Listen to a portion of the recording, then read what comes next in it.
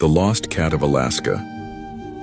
Far in the northern wilderness, where the sky itself seemed to breathe with frost, there lived a small gray cat named Niska. She belonged to a quiet cabin at the edge of the forest, where a kind woman kept her company through long winters. Niska loved the warmth of the fire, the crackle of pine logs, and the smell of fish stew simmering on the stove. She was content until one stormy evening when fate carried her into the wild. The wind howled across the mountains that night, rattling the shutters and bending the spruce trees. The cabin door swung open in a sudden gust, and Niska, curious and playful, chased a drifting snowflake into the blizzard. In seconds, the storm swallowed her, and the warm glow of the cabin was gone.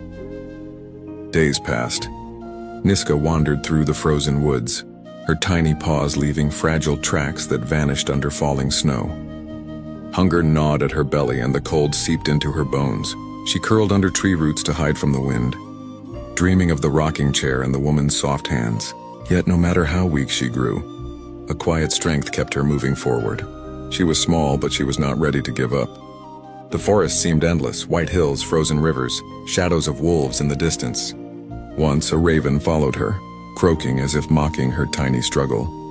But another time she stumbled across a half-frozen trout in a stream, and with the last of her strength she pawed it free. That meal gave her the courage to go on.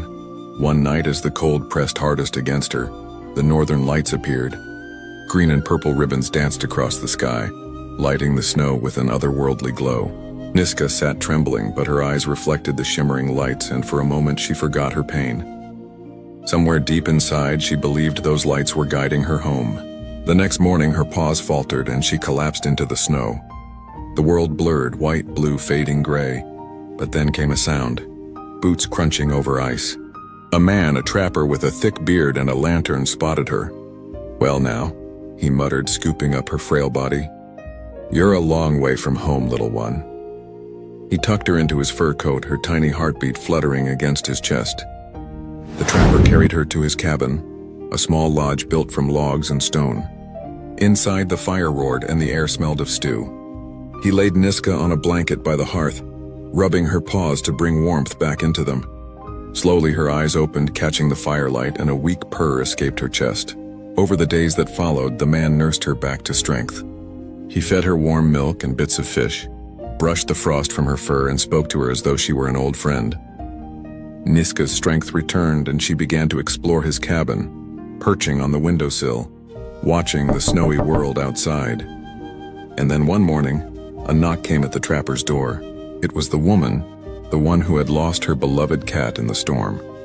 She had been searching tirelessly, asking hunters and trappers if they had seen a small gray cat. The moment she stepped inside, Niska leapt from the windowsill into her arms, purring louder than ever before. The woman wept with relief, thanking the trapper with words and gifts, but he only smiled. "The wild takes many," he said softly, "but sometimes it gives one back." Niska was home again, safe by the fire where she belonged. Yet something had changed. She had walked through the wilderness, seen the northern lights, and survived the bitter breath of Alaska. From then on, she curled by the fire with a deeper purr, as though she cared. Thank you for joining me in this touching tale. If you enjoyed this story, please consider following or subscribing for more uplifting content. Your support means the world.